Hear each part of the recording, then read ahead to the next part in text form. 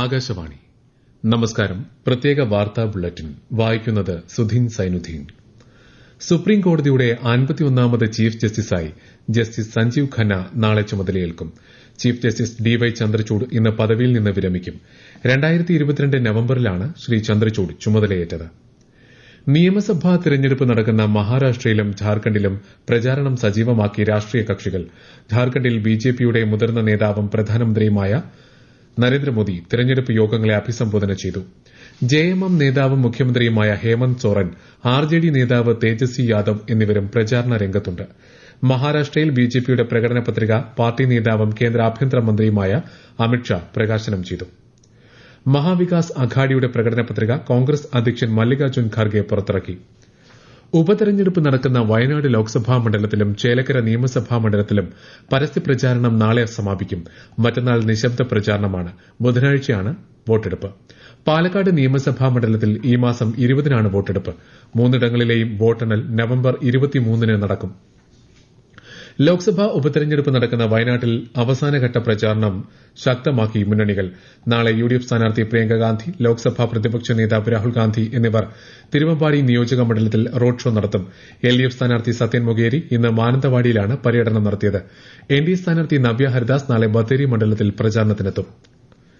കേന്ദ്ര വാർത്താ വിതരണ പ്രക്ഷേപണ മന്ത്രാലയത്തിന്റെ സെൻട്രൽ ബ്യൂറോ ഓഫ് കമ്മ്യൂണിക്കേഷന്റെ ആഭിമുഖ്യത്തിൽ കേന്ദ്ര പദ്ധതികളെക്കുറിച്ചുള്ള ബോധവൽക്കരണ പ്രദർശന പരിപാടിക്ക് നാളെ എറണാകുളത്ത് തുടക്കമാകും. അങ്കമാലിയിൽ നടക്കുന്ന പരിപാടി കേന്ദ്ര സഹമന്ത്രി ജോർജ് കുര്യൻ ഉദ്ഘാടനം ചെയ്യും. തപാൽ വകുപ്പിന്റെ ആധാർ സേവനങ്ങൾ, ദേശീയ ആയുഷ് മിഷന്റെ ആയുർവേദ, ഹോമിയോ മെഡിക്കൽ ക്യാമ്പുകൾ എന്നിവയും സംഘടിപ്പിച്ചിട്ടുണ്ട്.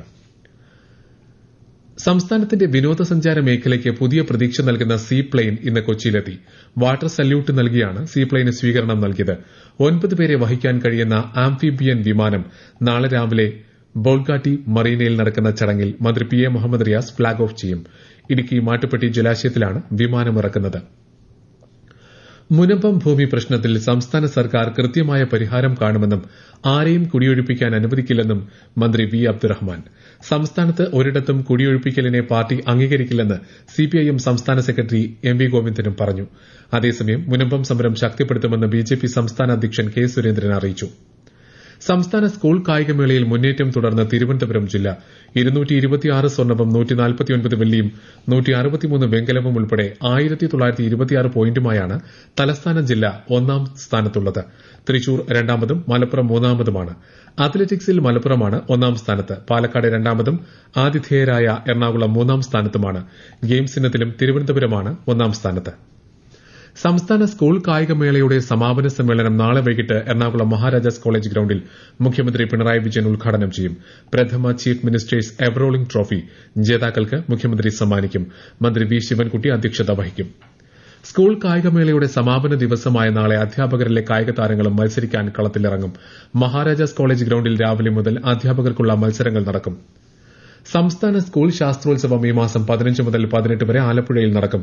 മുഖ്യമന്ത്രി പിണറായി വിജയൻ ശാസ്ത്രോത്സവം ഉദ്ഘാടനം ചെയ്യും.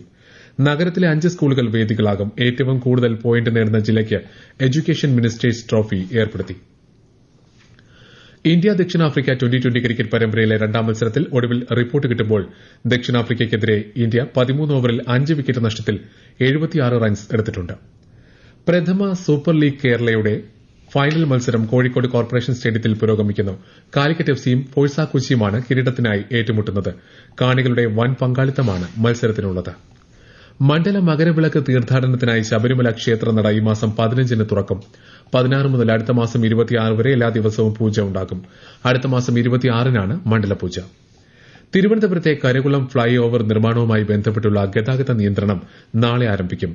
കരകുളം പാലം കെൽട്രോൺ ജംഗ്ഷൻ ഫ്ളൈ ഓവർ നിർമ്മാണത്തിന്റെ ഭാഗമായി തിരുവനന്തപുരം തെന്മല സംസ്ഥാന പാതയിൽ നെടുമങ്ങാട് തിരുവനന്തപുരം റോഡിലാണ് നിയന്ത്രണം.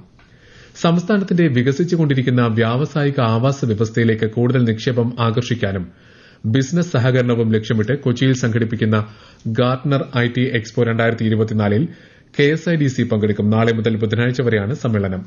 വിദ്യാർത്ഥികളിൽ ഉപഭോക്തൃ അവബോധം വളർത്തുക എന്ന ലക്ഷ്യത്തോടെ സംസ്ഥാന ഉപഭോക്തൃകാര്യ വകുപ്പിന്റെ സഹായത്തോടെ കലാലയങ്ങളിൽ കൺസ്യൂമർ ക്ലബ് ആരംഭിക്കുന്നതിന്റെ ഉദ്ഘാടനം നാളെ എറണാകുളം സെന്റ് ആൽബർട്ട്സ് കോളേജിൽ മന്ത്രി GR അനിൽ നിർവഹിക്കും.